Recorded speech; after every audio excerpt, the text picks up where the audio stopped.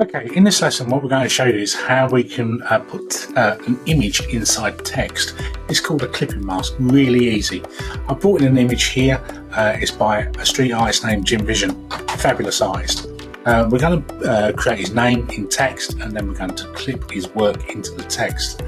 I grabbed the text tool in the toolbox, it's represented by the T icon here, and I picked a font already. There we go, it's Impact.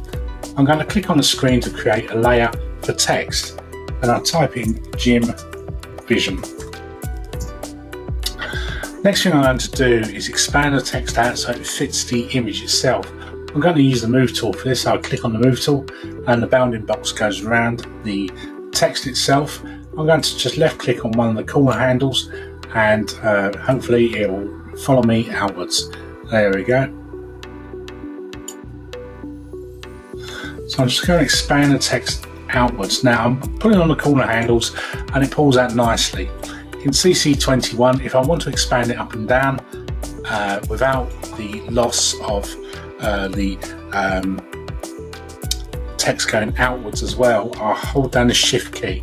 So this will stop the text expanding outwards as well.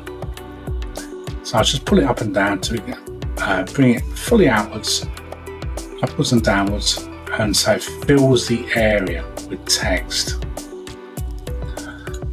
There we go, I'm happy with that. Because I transformed the text, I need to come into the options bar, press the check to commit, and that's my text done. What I need to do now is move the text layer downwards one layer and have the image layer sitting above it. So I'll drag it down and you can see the blue line below, so that means I can drop it down and then the image layer appears above. I will then just click on the image layer here and then I will go to the menu layer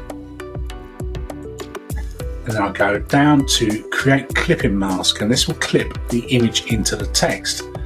So I just click on create clipping mask and there you go, that's the image inside the text. Easy as that.